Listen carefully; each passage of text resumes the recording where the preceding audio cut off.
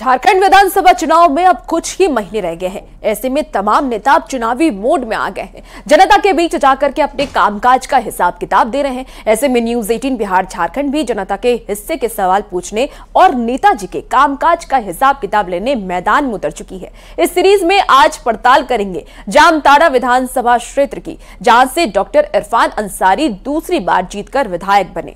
इरफान अंसारी हेमंत सरकार में मंत्री हैं, जिन्होंने अपने कार्यकाल में कई काम को पूरा करने का दावा किया है। उनके दावों में कितना दम है, इसको लेकर हमने जामताड़ा की जनता से भी बात की है। देखिए हमारी ये खास पड़ताल।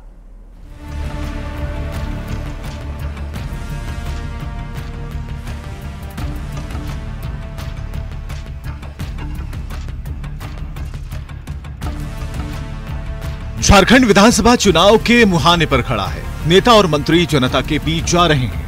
अगले चुनाव में जीत के लिए आशीर्वाद मांग रहे हैं। ऐसे में सत्ता पक्ष के विधायक हों या फिर विपक्ष के विधायक, सबकी जवाबदेही जनता के प्रति बढ़ जाती है। लेकिन आज के एमएलए के हिसाब किताब में हम जामताड़ा से कांग्रेस विधायक के कामकाज का हिसाब किताब लेंगे। उनकी जवाबदेही इसलिए भी बढ़ जाती है क्योंकि वो न सिर्फ जामताड़ा से विधायक हैं, बल्कि झारखंड सरकार में ग्रामीण कार्य विकास मंत्री भी हैं।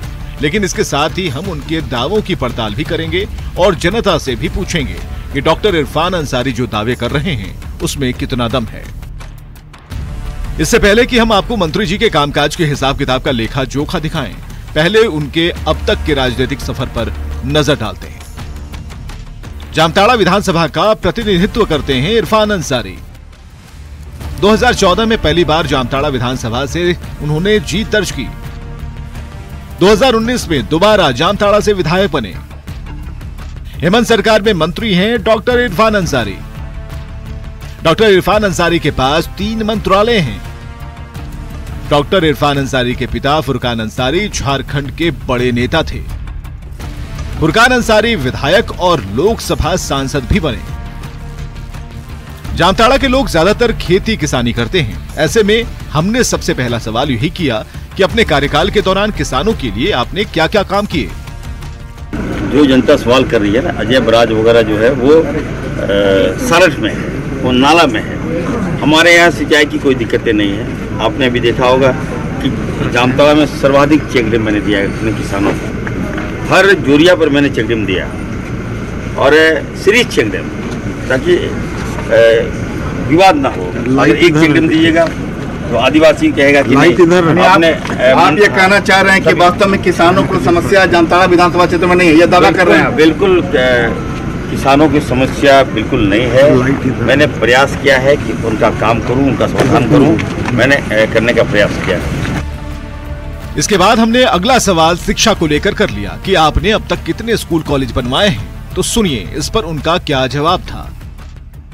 तो जब जामताड़ा मिला तो बहुत एक चैलेंज था। वहाँ कुछ नहीं, कोई संस्थाएं नहीं थी।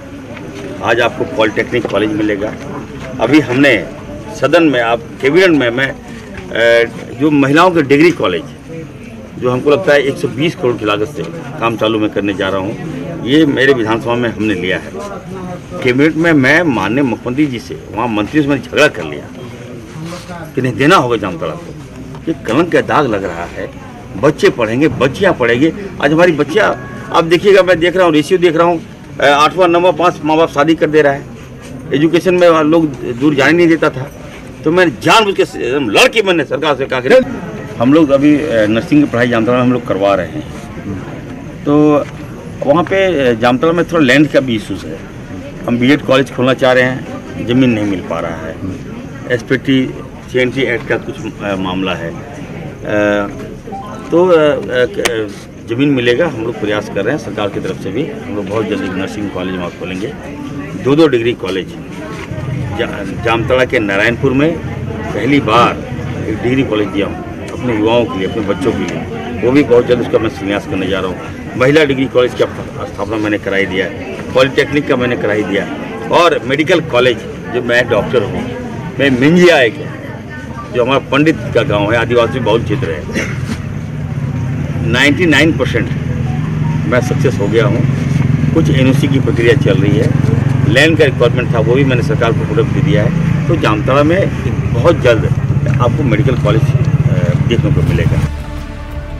हमारा मकसद जामताड़ा की बुनियादी सुविधाओं की कमी को उठाना था। ऐसे में हमने अगला सवाल स्वास्थ्य को लेकर कर लिया कि यहाँ एक भी अच्छा अस्पताल नहीं है, तो इसके लिए उन्होंने सीधे सीधे पहले की बीजेपी सरकार पर आरोप लगा दिए। ये बात आपने बिल्कुल सही कहा, स्वास्थ्य में थोड़ा सा दिक्कतें तो है। तो हमारी सरकार है, मैं अपनी सरकार को कटघरे में नहीं लाऊंगा, क्योंकि देखिए ये 18 साल ये भाजपा ने राज किया, 24 साल का झारखंड हो गया। यंग झारखंड 18 साल में यंग हो जाता है।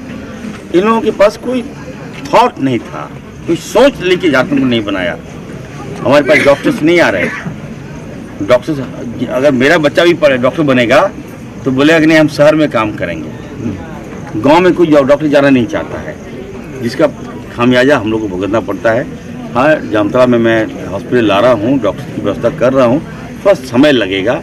और आप तो खुद भी मेडिकेटेड मैं प्रयास करता हूँ। तो खामियाजा तो है मेडिकल क्षेत्र में।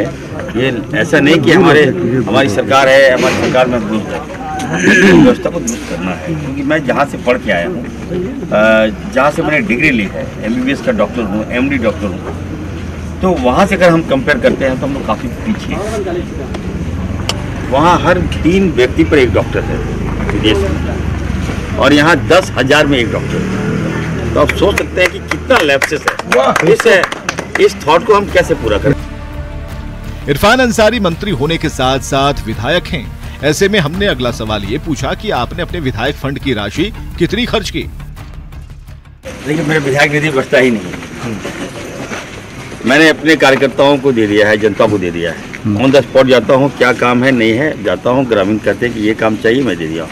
वहीं से फोन जाता है जेई को, इंस्ट्रूमेंट बनाओ, काम चालू करो। अच्छा, ये तो आपका दावा। चलिए एक और सवाल कि पिछले 5 सालों में जामताड़ा विधानसभा में आपकी उपलब्धि क्या रही? ये तो आपको जनता बताएगी। हमें लगता है कि मैंने जो मैप तैयार किया था उसके विपरीत मैंने काम किया है।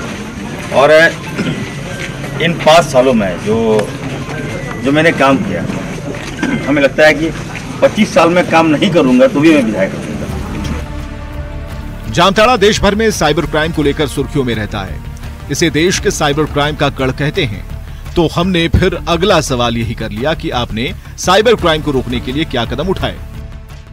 पर भी कंट्रोल करें। नहीं, देखिए ये बात सुनने में आप लोग खराब लगी है, मैं बताना चाहता हूँ। देखिए मेरा जो विधानसभा है वो जामताड़ा जिला हो सकता है, लेकिन कर्माटांड़ है वो साइबर का गढ़ है।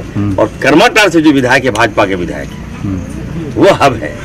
तो बदनाम मैं हो जाता हूँ, काम कोई और करता है। जब उन्होंने इतने सारे दावे किए तो लगे हाथ हमने ये भी पूछा कि अगले चुनाव में आप अपनी जीत को लेकर कितने आश्वस्त हैं। तो उन्होंने क्या दावा किया ये भी देखिए। देखिए मैं सच्चाई में बता रहा हूँ, देखिए मुझे कोई घमंड नहीं है।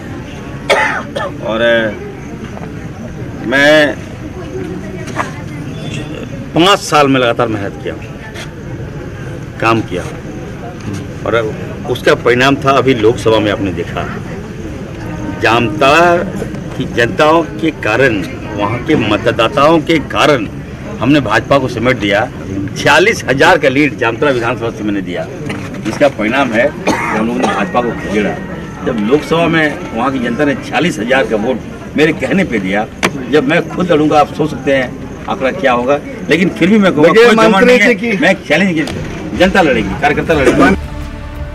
मंत्री इरफान अंसारी के दावे जानने के बाद बारी थी जनता से उन दावों की हकीकत जानने की।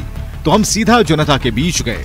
जब हमने मंत्री जी के काम के दावों को लेकर सवाल किया तो उन्होंने सड़क और स्वास्थ्य सेवाओं को लेकर नाराजगी जताई। और यहाँ पर विधानसभा जब से राज्य का बंटवारा हुआ है उस समय से लेकर के अभी तक सबसे अधिक बीजेपी का यहाँ पर शासनकाल रहा। बीजेपी के मुख्यमंत्री रहे, जिसमें माने इनके शासनकाल में उस प्रकार का जनता का कोई ऐसा लाभ नहीं मिला जो अभी वर्तमान हेमंत सरकार ने जो है से कि जनता के जैसे बिजली बिल माफ कराए। जामताड़ा की जनता सबसे ज्यादा नाराज रोजगार को लेकर है। जनता का कहना है कि रोजगार नहीं होने की वजह से युवा साइबर क्राइम करते हैं। रोजगार मिले तो साइबर क्राइम में भी कमी आएगी। झारखंड में कोई नगर में कुछ काम नहीं किए हैं अभी तक। डॉक्टर नहीं है, और जबकि उनका अभी मैंने सत्ता में है तो कोई डॉक्टर नहीं है अस्पताल में डॉक्टर नहीं। हाँ, अस्पताल में कोई डॉक्टर नहीं है, यहाँ पर कोई दवाई भी नहीं आती। मंत्री डॉक्टर इरफान अंसारी ने अपने कार्यकाल में कितना काम किया है ये खुद उन्होंने भी बताया और उनके दावों की हकीकत जनता ने भी बताया कि उनके दावों में कितना दम है। मंत्री जी के काम से जनता कितनी खुश है ये तो आने वाला वक्त बताएगा। फिलहाल एमएलए के हिसाब किताब में आज सिर्फ इतना ही। अगली बार किसी और विधानसभा क्षेत्र में किसी और विधायक जी के कामकाज का हिसाब लेंगे एमएलए के हिसाब किताब कार्यक्रम में।